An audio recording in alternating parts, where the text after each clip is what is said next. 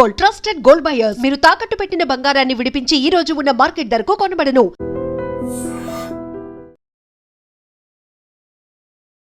BJP చాలా క్లియర్గా చెప్తోంది, బీఆర్ఎస్ నుంచి 100 మంది లీడర్లు బీజేపీలోకి రావడానికి రెడీగా ఉన్నారు. మీరు వాళ్ళని బతిలాడుతున్నారు, బుజ్జగిస్తున్నారు, తలుపులేసి తాళాలేసి బంధించి ఉంచుతున్నారు. వాళ్ళు మాత్రం టచ్లో ఉన్నారు, ఎప్పుడు ఎనీ టైం జాయిన్ అవుతారు. 100 మంది లీడర్లు 100 మంది లీడర్లు బీజేపీలకి పోవడానికి బీఆర్ఎస్ తరఫు నుంచి ఆలోచన చేస్తున్నటువంటి కాంగ్రెస్ పోటీ కాదు, బీజేపీ పోటీ కాదు అనుకుంటే సరికొత్తగా వచ్చినటువంటి టీఆర్ఎస్ పార్టీ మీకు ఆ సెంటిమెంట్ మీద ఒక దెబ్బ కొట్టింది. గతంలో చాలామంది బీఆర్ఎస్ కార్యకర్తలు, క్యాడర్ లీడర్లు కూడా అరే టీఆర్ఎస్గా మారితే బాగుంటుంది అని ఒక ఆలోచన చేసిన వెంటనే నేను టీఆర్ఎస్ పార్టీతో వస్తున్నాను, టీఆర్ఎస్ అనే పేరు నాకే రాసి పెట్టింది అనే మాట కవిత అంటుంది. అది ఎఫెక్ట్ చూపించదా? ఖచ్చితంగా చూపించే ప్రజలు ఆ నాయకత్వాన్ని, ఆ లీడర్ని, ఆ క్యాడర్ని ఎవరైతే విశ్వసిస్తారో అటు ఓటేస్తారు.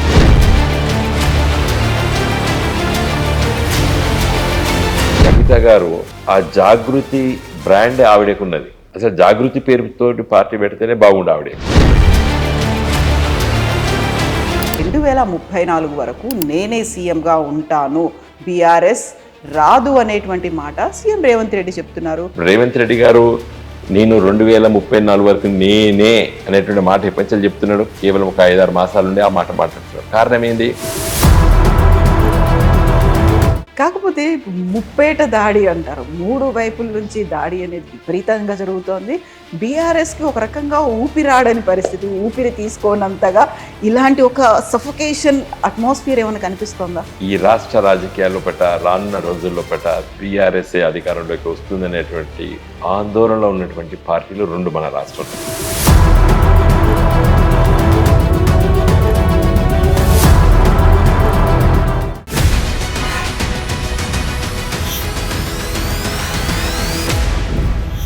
నమస్తే, welcome to I dream inside politics with కవిత.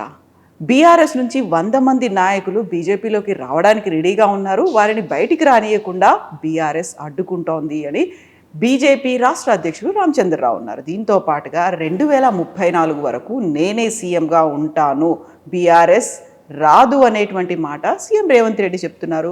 ఇంకోవైపు కవిత టీఆర్ఎస్ పార్టీతో రాష్ట్ర రాజకీయాల్లోకి ఎంటర్ అయిపోయింది. బీఆర్ఎస్ ఏం చేస్తోంది? బీఆర్ఎస్ మీద ముప్పేట దాడి జరుగుతోందా? బీఆర్ఎస్ నెక్స్ట్ స్ట్రాటజీ ఎలా ఉండబోతోంది? మనతో పాటుగా ఉన్నారు బీఆర్ఎస్ సీనియర్ లీడర్ అండ్ మాజీ ఎంపీ వినోద్ కుమార్ గారు. హలో అండి, నమస్తే. ఎలా ఉంది బీఆర్ఎస్ పార్టీ? సో పాలిటిక్స్లో డెఫినెట్గా మేము యాక్టివ్ ఉన్నాం. ఈరోజు రాష్ట్ర రాజకీయాల్లో పట్ల నిత్యం బీఆర్ఎస్ లేనిది రాష్ట్ర రాజకీయాలే లేవు. నిత్యం తెలంగాణ ప్రజల సమస్యలపైన, తెలంగాణ సంక్షేమం కోసం ఆరాటపడే పార్టీ బీఆర్ఎస్. సో బీఆర్ఎస్ చాలా బాగుంది. కాకపోతే ముప్పేట దాడి అంటారు, 3 వైపుల నుంచి దాడి అనేది విపరీతంగా జరుగుతోంది. బీఆర్ఎస్కి ఒక రకంగా ఊపిరాడని పరిస్థితి, ఊపిరి తీసుకోనంతగా ఇలాంటి ఒక సఫోకేషన్ అట్మాస్ఫియర్ ఏమైనా కనిపిస్తోందా? మీరే అంటున్నారు బీఆర్ఎస్ పైన అన్ని దిక్కుల నుండి దాడి అని అంటున్నారు కదా. అంటే అర్థమైపోయింది కదా, అంటే ప్రత్యర్థులు కాంగ్రెస్ కానివ్వండి, బీజేపీ కానివ్వండి, ఈ రాష్ట్ర రాజకీయాల్లో పట్ల రానున్న రోజుల్లో పట్ల బీఆర్ఎస్ఏ అధికారంలోకి వస్తుందనేటువంటి ఆందోళనలో ఉన్నటువంటి పార్టీలు 2 మన రాష్ట్రంలో. ఒకటి కాంగ్రెస్ పార్టీ, 2 బీజేపీ. కాబట్టి ప్రతి నిత్యము, ప్రతిరోజు ఆ 2 రాజకీయ పార్టీల నాయకులు మా పేరు ఎత్తందే వాళ్ళకు ఆ రోజు గడవదు. కాబట్టి అంత స్ట్రాంగ్గా ఇవాళ BRS with in short time రాజకీయంగా అధికారం కోల్పోయి 2.5 సంవత్సరాల లోపట్నే ప్రజల ఆదరణిత గొప్పగా మళ్ళీ తీసుకొచ్చుకున్నామంటే అది మా నాయకుడు, మా కార్యకర్తలు, గ్రామీణ ప్రాంతాల్లో కూడా ప్రజల సమస్యలపైన పనిచేస్తున్నటువంటి మా నాయకత్వం. ఇదే మాకు చాలా సంతోషం. రోజు ఎక్కడ పోయినా కూడా ఈ రోజు ఏ పత్రికలు, ఏ టీవీ ఛానల్ చూస్తే బీఆర్ఎస్ లేనిదే లేదు. బీజేపీ వెస్ట్ బెంగాల్ అతి కష్టమైనటువంటి దాన్ని, అసాధ్యాన్ని సుసాధ్యం చేసింది. నెక్స్ట్ టార్గెట్ తెలంగాణ అని పెట్టుకుంది. ఆ తర్వాత ప్రధానమంత్రి నరేంద్ర మోదీ వచ్చారు. తాను ఇక్కడ ఇస్తున్నటువంటి బడ్జెట్ కావచ్చు, చేస్తున్నటువంటి కార్యక్రమాల గురించి, వీటన్నిటి గురించి కూడా చెప్పిన తర్వాత బీజేపీ తెలంగాణ మీద ఫోకస్ పెట్టింది. దానికి ఫస్ట్ 3 కార్పొరేషన్లను గెలుచుకోబోతోంది హైదరాబాద్లో అనేది. నెక్స్ట్ టార్గెట్ తెలంగాణ రాష్ట్రంలో పాగా వేయడము అనేది.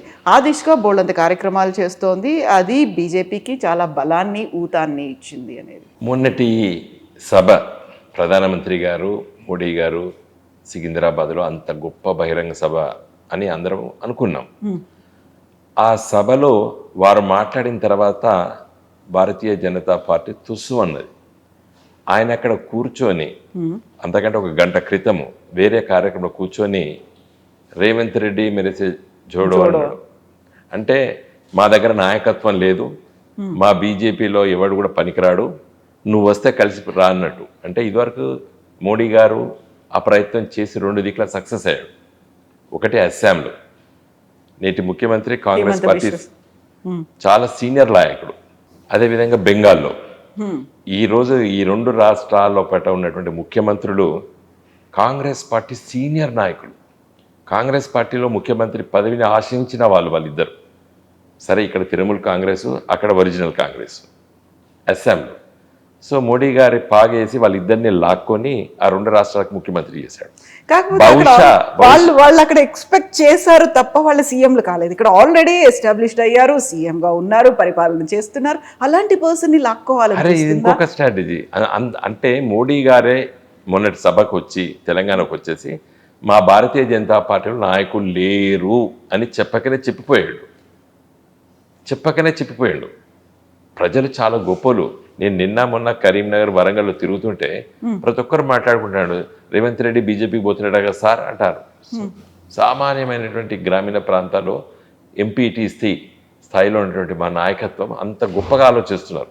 సరే, రేవంత్ రెడ్డి ఉంటాడా బీజేపీకి పోతాడా సార్ అంటున్నారు. అంటే ఒక ప్రధానమంత్రి అదే మోడీ గారు వచ్చి ఒక సభలో నువ్వు నాతో కలిసిరా, నువ్వు ఎదుగుతావు అని అన్నాడు.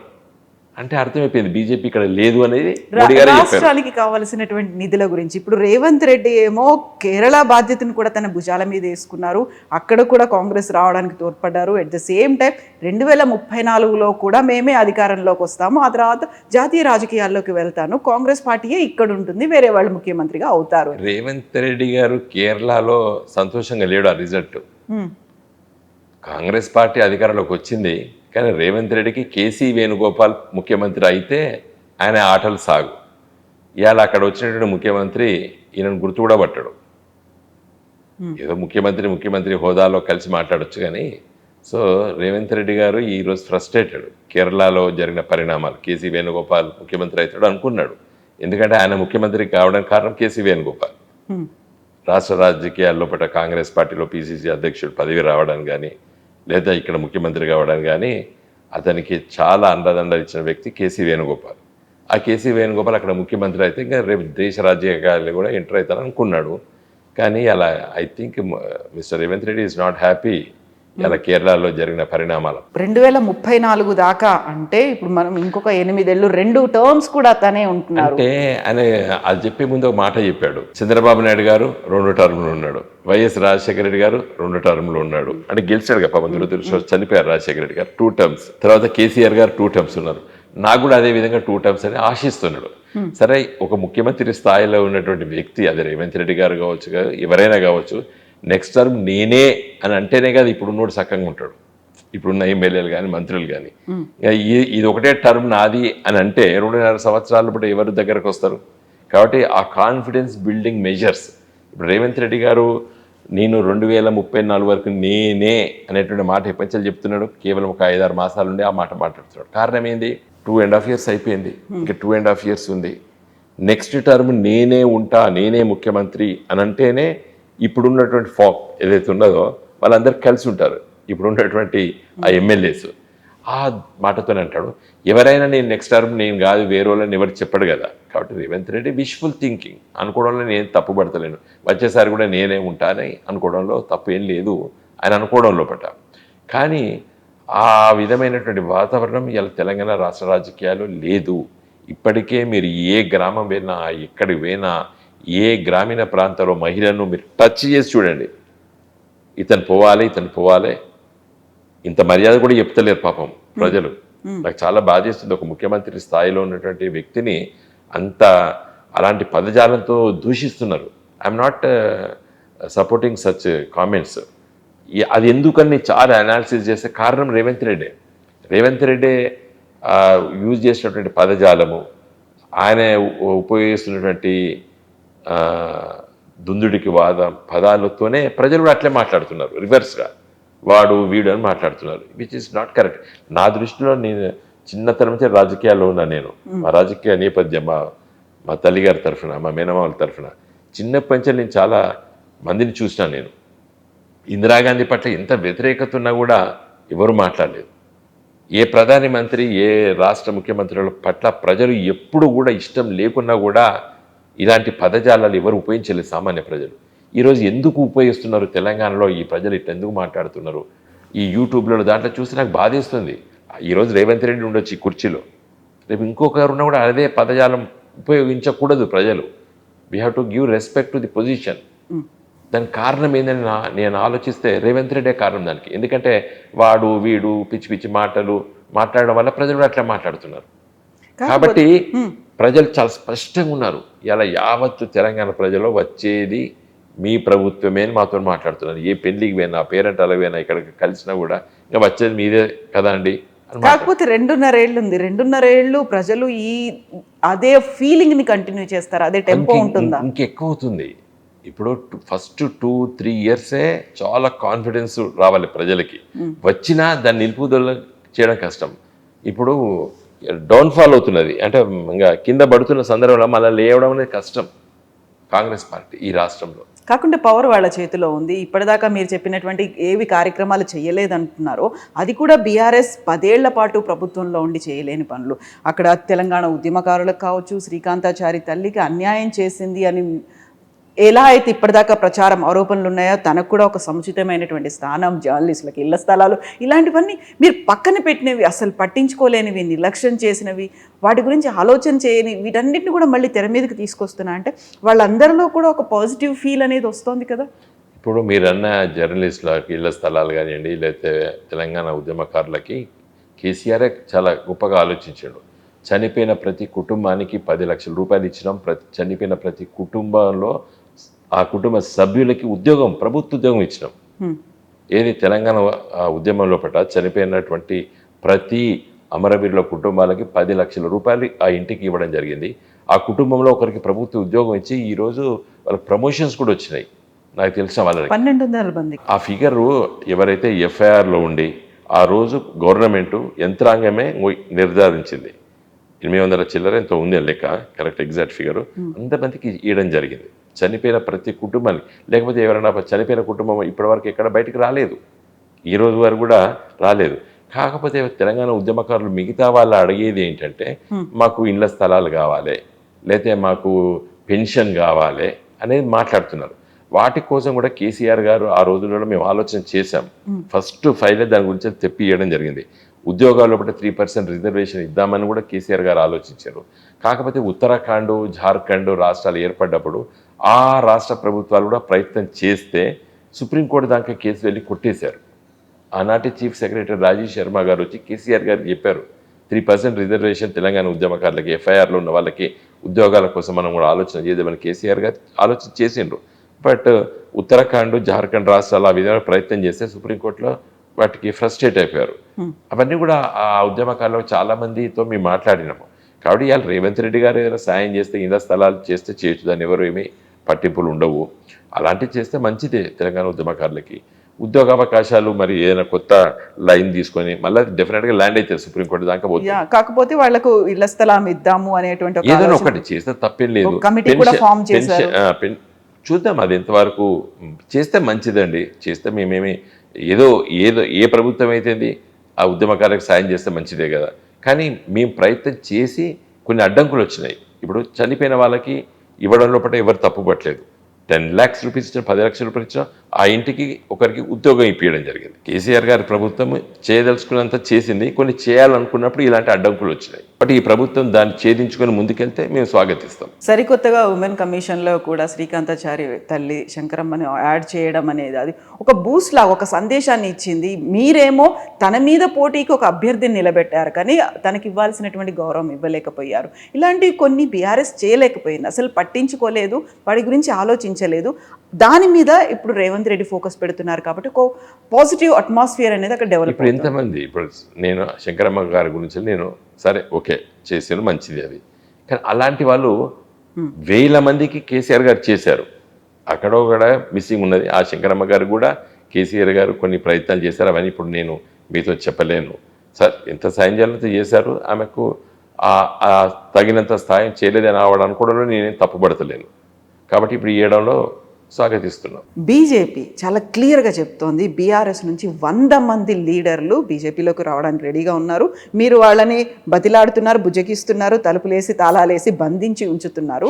వాళ్ళు మాత్రం టచ్లో ఉన్నారు, ఎప్పుడు ఎనీ టైం జాయిన్ అవుతారు. 100 మంది లీడర్లు 100 మంది లీడర్లు బీజేపీలకి పోవడానికి బీఆర్ఎస్ తరఫు నుంచి ఆలోచన చేస్తున్నటువంటి స్టేట్మెంట్ రామచంద్ర గారు ఎప్పుడు ఇచ్చారు? కేటీఆర్ గారు నిన్న కాక మొన్న బీజేపీ చాలామంది మా పార్టీలకు రావడం ఆలోచిస్తున్నారని చెప్పి వీరు పొలిటికల్ స్టేట్మెంట్ కేటీఆర్ గారు ఇచ్చారు. దానికి కౌంటర్ బ్లాస్ట్గా వారిచ్చారు. తప్పితే అలాంటి 100 మంది ఎవరు లేరు, పోయేటోళ్ళు ఎవరు లేరు బీజేపీకి బీఆర్ఎస్ తరఫు నుండి. కాబట్టి అది ఓన్లీ ఒక counter reaction to what KTR గారు చెప్పారు. నిన్న కాక మొన్న ఇక్కడ మీటింగ్లో చెప్పాడు, బీజేపీ నుంచి చాలామంది మన పార్టీలకు వస్తున్నారని వారు మాట్లాడారు. దానికి కౌంటర్గా వీరు మాట్లాడారు. తెలంగాణలో అసలు బీఆర్ఎస్ లేదు, ఇంకా ఇప్పుడు మిగిలింది ఏదైనా ఉంటే కాంగ్రెస్ అండ్ బీజేపీ మధ్యలోనే పోటీ ఉంది అనే మాట కార్యకర్తలకు చెప్తున్నారు. 3 కార్పొరేషన్లో మేము గెలుచుకోబోతున్నాము అని. 3 కార్పొరేషన్లో ఎట్టి పరిస్థితుల్లో బీజేపీకి మెజార్టీ రాదండి. ఈరోజు హైదరాబాద్ నగర ప్రజలు కాంగ్రెస్ను ఓడించాలంటే కేవలం బీఆర్ఎస్ఏ. బీఆర్ఎస్ రాష్ట్ర పరిపాలన ఉన్నప్పుడే హైదరాబాద్ లోపల మీకు ఫ్లైఓవర్సు, బ్రిడ్జెస్, సిటీ ఒక ఇంటర్నేషనల్ స్థాయికి తీసుకెళ్ళింది కేసీఆర్ గారి గవర్నెన్స్లో. Law and order maintenance, she teams, రాత్రి 12 గంటల కూడా అమ్మాయిలు మరి పనిచేసుకునేటువంటి ఆ నమ్మకము, తర్వాత ట్రాన్స్పోర్ట్ సిస్టమ్, తర్వాత రోడ్ లేయింగ్, తర్వాత హైదరాబాదు నగరాన్ని ఒక కాన్ఫిడెన్స్గా, అంటే బెంగళూరు సిటీకి ఐటీ సెక్టర్ లోపల ఒక కాంపిటేటివ్గా తీసుకొచ్చి దాన్ని అధిగమించడం. ఎంప్లాయ్మెంట్ లోపల బెంగళూరు కంటే కూడా హైదరాబాద్లో ఎక్కువ ఎంప్లాయ్మెంట్ ఇచ్చడం. కాబట్టి ఈ కొత్త తరం జెన్-జీ హైదరాబాద్లో ఉన్నటువంటి ప్రతి యంగ్ ఓటర్స్ అందరూ కూడా ఇలా బీఆర్ఎస్ కావాలనేటువంటి అభిప్రాయంతో ఉన్నారు. ఈ 3 మున్సిపల్ కార్పొరేషన్లో ఎగిరేది గులాబీ జెండా. గతంలో ఉన్నటువంటి ఆ ఫీల్ ఇప్పటికీ కంటిన్యూ అవుతోందా? 100%. ఎందుకంటే ఈ కాంగ్రెస్ అధికారంలోకి వచ్చిన తర్వాత ఇంకా నమ్మకం కుదిరింది, పని చేస్తే బీఆర్ఎస్ ప్రభుత్వమే చేస్తుంది అనేటువంటి విశ్వాసం ఇంకా ఎక్కువ కలిగింది ఈసారి. ఇది కాంగ్రెస్ ఫెయిల్యూర్స్ వల్ల. ఇలా కాంగ్రెస్ గవర్నమెంట్ వచ్చిన తర్వాత హైదరాబాద్ సిటీలో ఒక్కటంటే ఒక్క చెప్పుకునేటువంటి పని కాలేదు, అభివృద్ధి కార్యక్రమాలు ఒక్కటంటే ఒకటి కాలేదు హైదరాబాద్ నగరంలో.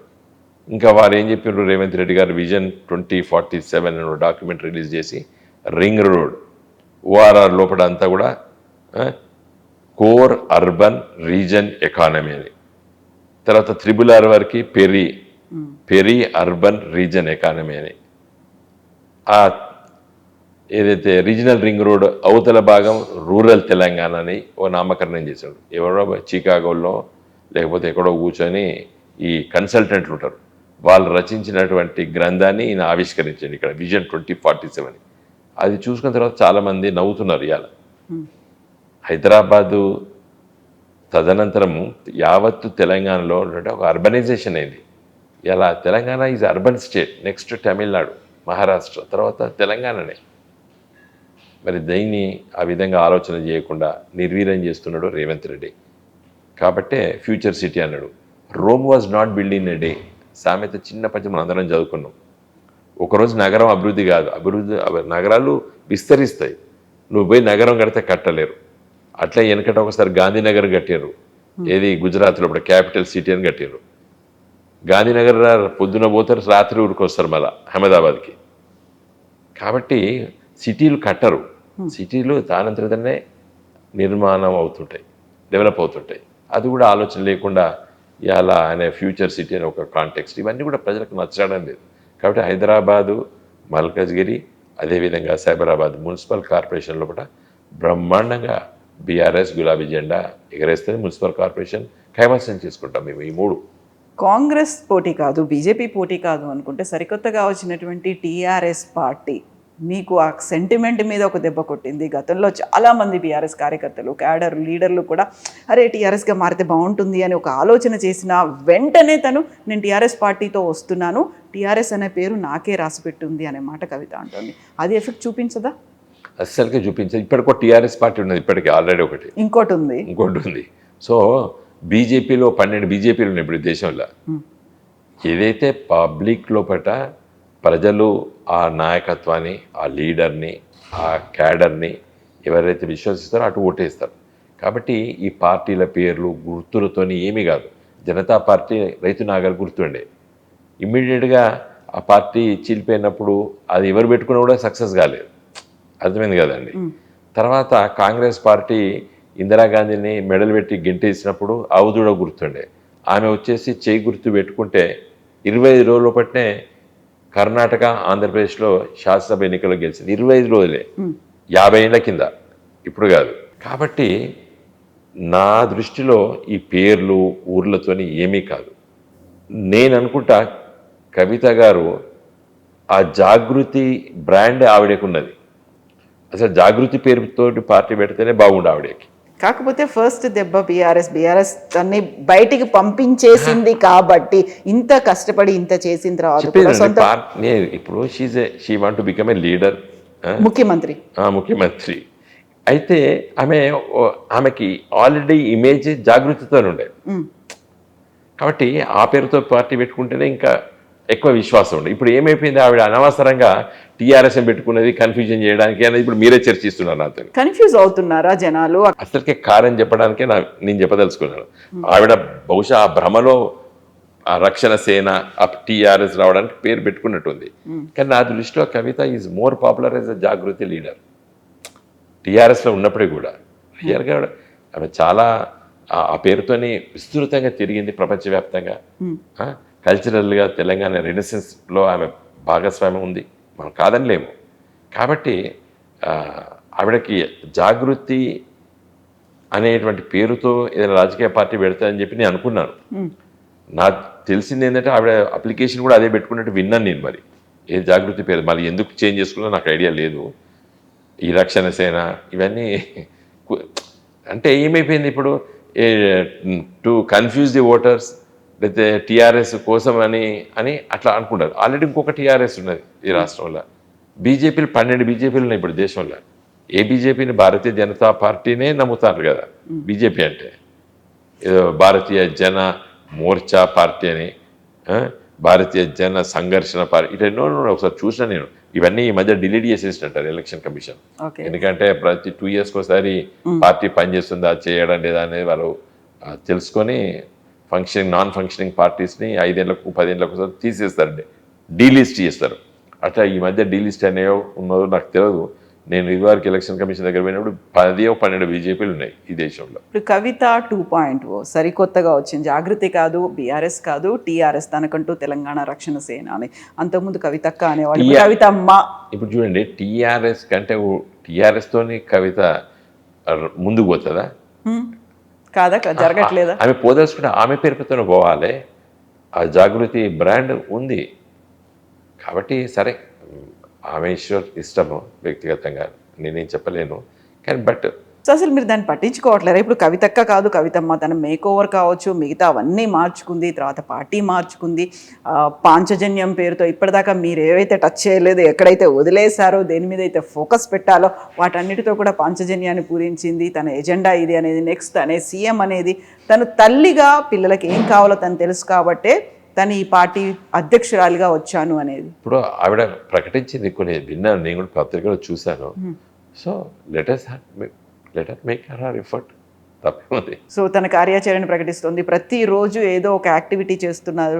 పాలమూరు రంగారెడ్డి ప్రాజెక్టుకి సంబంధించి ఇప్పుడు తెలంగాణ రాష్ట్ర ప్రభుత్వంలో ఒక కదలిక తీసుకొచ్చాము. ఇవన్నీ కూడా టీఆర్ఎస్, సరికొత్త టీఆర్ఎస్ చేసినటువంటి ఎఫర్ట్స్ వల్లే అవుతున్నాయని, ఇలా మెల్లిమెల్లిగా ఒక్కొక్క రోజు ఒక్కో దాని మీద ఫోకస్ పెడితే తను అనుకున్న లక్ష్యం వెళ్ళొచ్చు కదా. ఇప్పుడు చూడండి, పాలిటిక్స్లో ఏదైనా జరగవచ్చు. ప్రజల విశ్వాసం పొందితే మాత్రమే, ప్రజల విశ్వాసం పొందడం అనేది జరగాలి. సో ఒక రాజకీయ పార్టీ అవసరం అనేది ప్రజలు నిర్ణయం చేస్తారు. నా కోసం ఒక పార్టీ పెట్టుకుంటే పెట్టుకో, నేనే ఇబ్బంది ఏం లేదు. కానీ ప్రజల అవసరం కోసం పార్టీ ఉంటేనే ప్రజలు ఆదరిస్తారు. కేసీఆర్ గారు 2001లో పార్టీ పెట్టినప్పుడు ఆబ్జెక్టివ్ కండిషన్స్ ఉండే. యావత్తు తెలంగాణలో పట్ల నిరాశ, నిస్పృహ, ఎన్కౌంటర్లు, రక్తపాతము, రైతుల ఆత్మహత్యలు, తెలంగాణ నిర్లక్ష్యం గురైంది. కాబట్టి తెలంగాణ రాష్ట్రం ఏర్పాటైతేనే ఈ సమస్యలకు పరిష్కారం అని చెప్పి కేసీఆర్ గారు నమ్మిండు, ఆ ప్రయత్నం చేసిండు. కాబట్టి టీఆర్ఎస్, నాటి టీఆర్ఎస్ నేటి బీఆర్ఎస్ సక్సెస్ అయింది. రాజకీయ పార్టీలు, ఎన్టీ రామారావు గారు ఆ రోజు కాంగ్రెసే ఏకైక పార్టీ, ప్రతిపక్షాలు లేవు, కాంగ్రెస్లో పట్టే ప్రతిపక్షం, అవమానం, తర్వాత మన ముఖ్యమంత్రుల్ని వచ్చి అవమానపరచడము, రాజీవ్ గాంధీ గారు వచ్చి అంజయ్ గారిని అవమానపరచడం, ఇలాంటివన్నీ కూడా ఆ రోజు ఎన్టీ రామారావుకు ఉపయోగపడి ఆత్మాభిమానం, తెలుగు ప్రజల ఆత్మాభిమానం అంటే ప్రజలు వచ్చారు. సో అలాంటి ఇష్యూస్ ఉండాలి. ఆబ్జెక్టివ్ కండిషన్, సబ్జెక్ట్ ఉండొచ్చు మనకు, ఏ మార్పు కోసమైనా కానీ సబ్జెక్ట్ ఉండొచ్చు, కానీ ఆబ్జెక్టివ్ కండిషన్స్ ఉండాలి. ఇదే మార్పు జరగాలి అనే ప్రజలు ఎప్పుడు కోరుకుంటారంటే వాళ్ళకు అవసరం ఉన్నటువంటి సమస్యల పరిష్కారం కోసం భౌతిక పరిస్థితులు ఉన్నప్పుడు డెఫినెట్గా క్లిక్ అవుతుంది.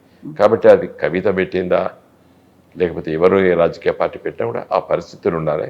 ఈరోజు ఈ రాష్ట్ర రాజకీయాల్లో పట్ల భారతీయ జనతా పార్టీ, కాంగ్రెస్ పార్టీలు, జాతీయ పార్టీలు ఉన్నాయి ఈ రాష్ట్రంలో.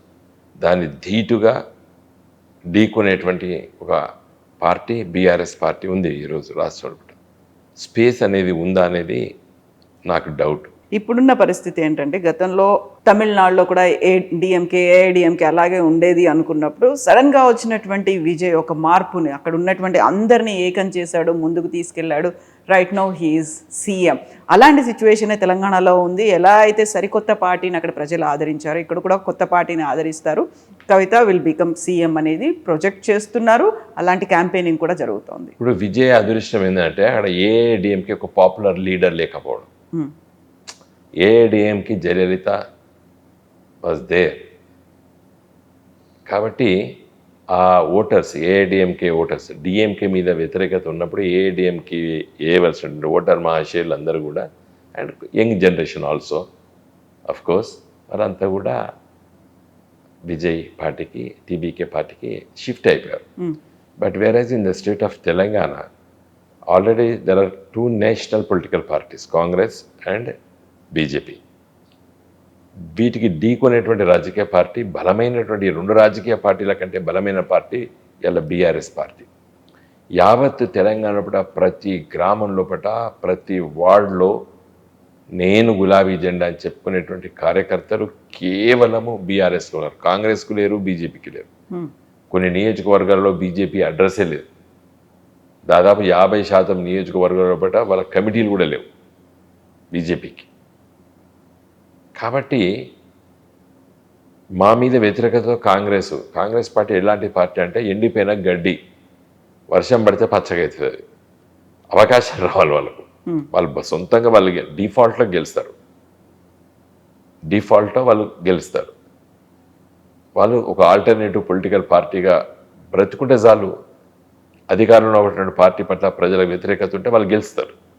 వాళ్ళ ఎఫర్ట్ ఏముండదు కాంగ్రెస్ పార్టీ వాళ్ళు. మొన్న రేవంత్ రెడ్డి అక్కడ ముందున్నాడు కాబట్టి ఆయన అదృష్టం. మా మీద వ్యతిరేకత అనేది ప్రజల్లో కల్పించబడ్డది కాబట్టి దాన్ని రీప్ చేసుకోగలిగాడు. ఇప్పుడు అలాంటి వాక్యూమ్ అనేది లేదా, అసలు ఎక్కడ కనిపించట్లేదు. తెలంగాణ రాష్ట్రం లోపల ఈ ప్రభుత్వ వ్యతిరేకత ఉండడం అనేది సహజం, ఎందుకంటే వాళ్ళ పనితీరు అట్లుంది. కాబట్టి దీని వ్యతిరేకత మొత్తం కూడా ప్రజలకి ఇంతకంటే బెస్ట్ ఆల్టర్నేటివ్ ఎవరంటే కేసీఆర్. కాబట్టి బీఆర్ఎస్. కాబట్టి మేము అధికారంలో రావడం ఖాయం 100%. కమింగ్ టు కరీంనగర్, మీరు ప్రాతినిధ్యం వహించినటువంటి నియోజకవర్గం ఇప్పుడు ఫస్ట్ ఒక హైడ్రామా నడిచింది, ఆ తర్వాత సడన్గా సరెండర్ చేశారు, పోక్సో కేసులో అరెస్ట్ అయ్యి ఇప్పుడు రిమాండ్లో ఉన్నారు. అక్కడ ఉన్నటువంటి ప్రజలు ఏమనుకుంటున్నారు? ప్రజలు సోషల్ ఇష్యూస్ మీద వాళ్ళకు బాధపడ్డప్పుడు రియాక్ట్ అవుతారు. కాబట్టి ఆ ఇష్యూ లోపల ప్రజలు డెఫినెట్గా కొంత అయ్యో ఇట్లా అన్యాయం జరిగింది అనేటువంటి భావన కలిగింది. ఎవరికి అన్యాయం జరిగింది? ఆడ ఎవరు ఉంటారు, నార్మల్గా ఎవరైతే విక్టిమ్ ఉంటారో వాళ్ళకే జరిగింది అనే బాధలో యావత్తు తెలంగాణ ప్రజల్లో. ఇక్కడ రాష్ట్ర ప్రభుత్వం ఈ ఇష్యూని మిస్ హ్యాండిల్ చేసింది. సో ప్రజలైతే ఆలోచిస్తున్నారు, ప్రజలైతే మాట్లాడుకుంటున్నారు. 100% కదండి. ప్రజలు మాట్లాడకపోవచ్చు, చాలా మంది మాట్లాడరు. ఎందుకని? చూస్తుంటారు కదా, observation. Thanks to the electronic media, social media, technology driven society అయిపోయింది. ఇప్పుడు ప్రపంచవ్యాప్తంగా చీమ చిటికనకు ముందే ప్రపంచం మొత్తం తెలిసిపోతుంది. కాబట్టి మనము ఈ ఇష్యూ లోపల నేను మాట్లాడద్దు అనుకున్నాను, నేను మాట్లాడతలేను కూడా. ఎందుకంటే the investigation is under going. మనం ఒక అభిప్రాయానికి వచ్చి మాట్లాడడం కరెక్ట్ కాదు. పొలిటికల్గా కూడా ట్రెమాస్ అనేవి కనిపిస్తున్నాయి అనే మాటతో పాటుగా ఈటెల రాజేందర్ని సరికొత్తగా మళ్ళీ మినిస్టర్లోకి తీసుకోబోతున్నారు అనేది సెంట్రల్ గవర్నమెంట్ దీన్ని అబ్జర్వ్ చేస్తుందా, లేకుంటే కేంద్ర బీజేపీ నాయకత్వం దీన్ని చూస్తోందా? అసలు నేను పెద్ద అట్లా చూస్తున్నాను అనుకోను. ఎందుకంటే రెజలర్ ఉండే పేరు బ్రిజేష్ మోహన్, దాని మీద 10 మంది ఆడవాళ్ళు వేస్తే కూడా ఏం చేయలేదు. మార్పులు చేర్పులు అనేవి ఉంటాయి, ఎందుకంటే తెలంగాణలో ఫోకస్ అనేవి ఉంది. ఎవ్రీ 2.5 years క్యాబినెట్ రీషఫల్ అవుతుంటుంది. దాంట్లో మరి ఏం జరుగుతుందో నాకు తెలియదు. దాని గురించి పెద్ద సీరియస్గా పట్టించుకోలేదు. పాలిటిక్స్ కేంద్ర ప్రభుత్వం లోపల 5 years టర్మ్ లోపల నేను చూసింది గత 20-30 ఏళ్ళకెళ్ళి 2-3 సార్లు రీషఫ్లింగ్ అనేది ఉంటుంది. కాబట్టి ఏమైనా జరగవచ్చు, దాంట్లో జరగచ్చు, జరగకపోవచ్చు, కానీ వెరీ కామన్. అయితే తెలంగాణ మీద ఫోకస్ పెట్టింది, టార్గెట్ తెలంగాణ, కాబట్టి కొంచెం ఎక్కువ బెర్త్లు అనేవి తెలంగాణ నుంచి ఇవ్వాలి. ఇప్పుడు ఎలాగో అక్కడ కొద్దిగా డిస్టర్బెన్స్గా ఉంది కాబట్టి ఈటెల రాజేందర్ని ఇంక్లూడ్ చేసుకుంటారు అనే మాట. మంత్రి పదవులు ఇస్తే వాళ్ళు బలపడరండి. బీజేపీ ఈ రాష్ట్రానికి ఏం చేసిందని తెలంగాణ ప్రజలు చూస్తారు. ఇంకొక 8 మందికి వెళ్తే 8 మందికి మంత్రి పదవులు ఇచ్చిన కూడా ప్రజలు పట్టించుకోరు. ప్రజలకు కావాల్సింది ఈ రాష్ట్రానికి ఏం చేసింది బీజేపీ. మొన్న మోడీ గారు లెక్కలు చెప్పారు కదా, చెప్తున్నా, అందుకే చెప్తున్నాను. యాక్చువల్గా మోడీ గారు వచ్చిపోయిన తర్వాత నేను మొత్తం ప్రిపేర్ అవుతున్నా, రేపు పొద్దున తెల్లారి ప్రెస్ మీట్ పెట్టాలని. కానీ అనుకోకుండా మీరు చెప్పిన ఎపిసోడ్ బయటకు వచ్చేది. మీ మీడియా ప్రపంచం మొత్తం దాని చుట్టూ తిరుగుతా అంటే నేనేం మాట్లాడదని చెప్పి మాట్లాడలేదు. ఆయన వచ్చి మోడీ గారు ఒక కొత్త రైల్వే లైన్ ఏమైనా ఇచ్చిండ, తర్వాత వరంగల్లో ఉన్నటువంటి టెక్స్టైల్ పార్కు నేను ఇచ్చినని చెప్పుకోవడం ఎంత పచ్చి అబద్ధం అండి. అది కేసీఆర్ గారి నాయకత్వాన నేను పార్టిసిపేట్ చేసిన ఇనాగ్రేషన్లో పెద్ద సభ పెట్టినాం అక్కడ. పరకాల నియోజకవర్గంలో వస్తుంది ఆ గీజగొండ మండలము. పెద్ద సభ పెట్టి కాకతీయ టెక్స్టైల్ పార్క్ని మేము పునాది రాయేసి దాని కేటీఆర్ గారి నాయకత్వాన కేరళకు వెళ్ళి కైటెక్స్ అనేటువంటి 4-5 కంపెనీలు వచ్చి ఆడ ఉత్పత్తి ప్రారంభమై 2 సంవత్సరాలు అయింది. వందలాది మంది కార్మికులు పనిచేస్తున్నారు. రోడ్లు వేసినాం, ఎలక్ట్రికల్ ఇన్ఫ్రాస్ట్రక్చర్ డెవలప్ చేసినాం, సబ్స్టేషన్లు కట్టినాం. ఈ సమంత పైసా కూడా కేంద్ర ప్రభుత్వం లేదు. ప్రధానమంత్రి ఇనాగ్రేషన్ చేసిందంటే నవ్వాలనా ఏడవాలనా అర్థం కాలేదు. తర్వాత నేషనల్ హైవేస్ ఎన్నో, అసలు అదే అడుగుదాం అనుకున్నాను నేను తెల్లారి. కరీంనగర్ నుండి 2 జాతీయ రహదారులు ఇన్ ప్రిన్సిపల్ యాక్సెప్ట్ అయి ఉండి ఇప్పుడు 7 సంవత్సరాలు అవుతుంది. నా పార్లమెంట్ 2019 వరకు, నేను అప్పటి వరకే ఇప్పుడు కరీంనగరు, వేములవాడ, సిరిసిల్ల, కామారెడ్డి, పిట్లం, కరీంనగర్ నుంచి వెళ్ళి జంబికుంట మీదకి వెళ్ళి సీరోంచ వరకు ఒకటి, తర్వాత జనగామ, దుద్దెడ, సిద్దిపేట, సిరిసిల్ల వరకు శాంక్షన్ అయింది. ఆ సిరిసిల్ల టు కోరుట్ల వయా వేములవాడ చేయాలని చెప్పి ఇవన్నీ పెండింగ్ ఉన్నాయి. అవి ప్రకటిస్తారు కావచ్చు, ఇంకా 2-3 వేరే ఉన్నాయి. ఇవి ప్రధానమంత్రి మోడీ గారు హైదరాబాద్కి వచ్చి ఇంకొక 4-5 జాతీయ రహదారులు ఇన్ పెండింగ్ ఉండబట్టి 7 సంవత్సరాలు అవుతుంది. వాటిని అనౌన్స్ చేస్తారని నేను అనుకుంటే ఆల్రెడీ ఎగ్జిక్యూట్ అయ్యేటువంటి వాటిని వాళ్ళు కొత్తగా ప్రకటించడం అనేది చాలా ఆశ్చర్యం వేసింది. ఒక్కటైనా మొన్న మోడీ గారి సభ వచ్చి తెలంగాణ రాష్ట్రానికి ఈ సికింద్రాబాద్ రైల్వే స్టేషన్లు, కాజీపేట రైల్వే స్టేషన్లు ఈ 10 ఏళ్ల కంచెలు నిర్మాణం అవుతున్నాయి. మోడీ గారు రాకముందే వాటిని ఆ రైల్వే స్టేషన్స్ గురించి వెళ్ళి అప్పుడు నేను హన్మకొండ ఎంపీ ఉన్నప్పుడే దాదాపు 15-20 ఏళ్ల కింద ఇవన్నీ ప్రపోజల్స్ ఉన్నాయి. అవి కాదు కదా, తెలంగాణ కొత్త రాష్ట్రం వచ్చింది, ఏం చెయ్యాలి అనేటువంటి సొయ్యి 8 మంది బీజేపీ ఎంపీలకు లేదు. మరి రాష్ట్రంలో ప్రభుత్వం ఉండి కాంగ్రెస్ ఎంపీలు ఎంబడబడి ఏం తీసుకొచ్చారు వీళ్ళు? మేమున్నాం, all India institute of medical sciences మన విభజన చట్టంలో తెలంగాణకు లేదు, అది ఆంధ్రప్రదేశ్కి ఇచ్చిండ్రు. మేమందరం ఒంటి కాళ్ళపైన కూడా ప్రొటెస్ట్ చేసినాం, లోక్సభలో కొట్లాడడం తీసుకొచ్చినాం, ఇలా సాధించినాం. చాలా సంతోషం. రోజు 2000 మంది ఓపీ పేషెంట్స్ బీబీ నగర్లో చూస్తున్నారు. కాబట్టి సంథింగ్ ఏదైతే రాలేదో అది తీసుకొచ్చినప్పుడు చెప్పుకోవాలి తప్పితే, కానీ ఉండే రోజు రెగ్యులర్ నేను జాతీయ ఉపాధి హామీ పథకం పైసలు ఇస్తానా, లేకపోతే పెన్షన్లు ఇస్తున్నా, ఇవన్నీ వెరీ కామన్. నువ్వున్నా నేనున్నా ఇంకో రేపు ఎవడు కొత్తోడు వచ్చినవి ఆన్గోయింగ్ స్కీమ్స్. ఆన్గోయింగ్ స్కీమ్స్ డబ్బులు లెక్కలు చెప్తారు వీళ్ళు బీజేపీ వాళ్ళు. ఉమ్మడి ఆంధ్రప్రదేశ్లో తెలంగాణకి అలాట్ చేసిన దానికంటే కూడా ఇప్పుడు ఓన్లీ ఎక్స్క్లూజివ్గా తెలంగాణ రాష్ట్రానికి అలొకేషన్స్ చాలా ఎక్కువ ఉన్నాయి అనే లెక్కల్ని ఆయన చెప్పారు. మీరు నాతో కలిస్తే ఇంకా ఎక్కువ అవుతుంది. ఒకవేళ సీఎంకి పిఎంకి మధ్యలో ఉండాల్సినటువంటి రిలేషన్ గతంలో ఉన్నదానికంటే ఇప్పుడు చాలా చాలా మెరుగ్గా ఉంది అనే మాట ఆయన చెప్పారు. ఇప్పుడు మెరుగ్గా ఇద్దరు వ్యక్తుల మధ్య మోడీ గారు రేవంత్ రెడ్డి గారు వ్యక్తిగతంగా ఉండొచ్చు, కానీ నేను చెప్తున్నాను 2014 to 2023 వరకు కేసీఆర్ గారి ప్రభుత్వంలో పెట్టినే ఎక్కువ నిధులు వచ్చినాయి తెలంగాణ రాష్ట్రానికి కేంద్ర ప్రభుత్వం నుండి. అర్థమైందండి? ఎక్కువ పథకాలు వచ్చినాయి, ఎక్కువ స్కీమ్లు వచ్చినాయి, జాతీయ రహదారులు ఎక్కువ వచ్చినాయి. All India institute of medical science తీసుకొచ్చినాం, కొత్త జాతీయ రహదారులు road.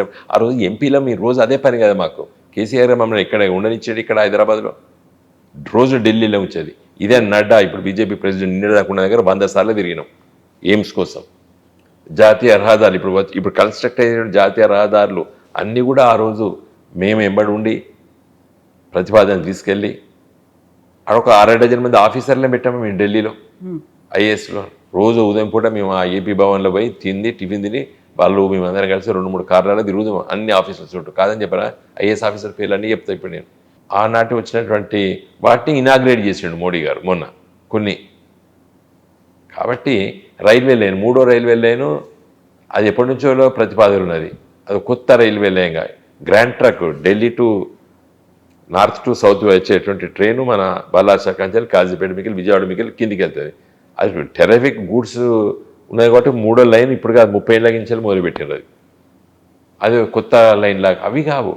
Ramagundam to Manuguru railway line, లేకపోతే ఇవాళ మన ఛత్తీస్గఢ్ నుంచి వెళ్ళి ఒక కొత్త రైల్వే లైన్ భద్రాచలం దాకా ఒక ప్రతిపాదన చేసిండ్రు దాని గురించి ఏం జరుగుతుంది. లేకపోతే ఇప్పుడు హైదరాబాద్ నుంచి వెళ్ళి మన ఆదిలాబాద్కి పోవాలంటే రైలు మహారాష్ట్రలకు పోయి మళ్ళా ఆదిలాబాద్కి పోతుంది. ఆదిలాబాద్ నుండి డైరెక్ట్గా నిర్మల్ మీదకి వెళ్ళి వచ్చి ఆర్మూర్లో కలిపితే ఆదిలాబాద్ కూడా డైరెక్ట్గా హైదరాబాద్కి వస్తాడు. ఇప్పుడు ఆదిలాబాద్ నుంచి కూడా రైలు ఎక్కి రావాలంటే ఫస్ట్ మహారాష్ట్ర పోయి మహారాష్ట్ర నుంచి వెళ్ళి మళ్ళీ హైదరాబాద్కి వస్తాడు. ఇట్లా ఆలోచించి అవన్నీ ఒక్కట్లేదు. కాబట్టి తెలంగాణ ప్రజలకు కరెక్ట్గా అర్థమైంది, మోడీ గారి ప్రభుత్వంలో తెలంగాణకి ఏమీ రాలేదు అనే అభిప్రాయంతో ఉన్నారు. కాబట్టి ఎట్టి పరిస్థితుల్లో తెలంగాణ ప్రజలు బీజేపీని ఆదరించరు.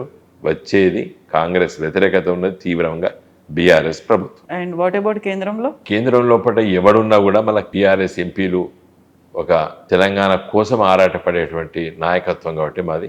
ఎవరున్నా కూడా మేము తెలంగాణ రాష్ట్ర అభివృద్ధి కోసం పనిచేస్తాం. తెలంగాణ రాష్ట్ర అభివృద్ధి జరుగుతుంది. థ్యాంక్ యూ సో మచ్ అండి. Thank you.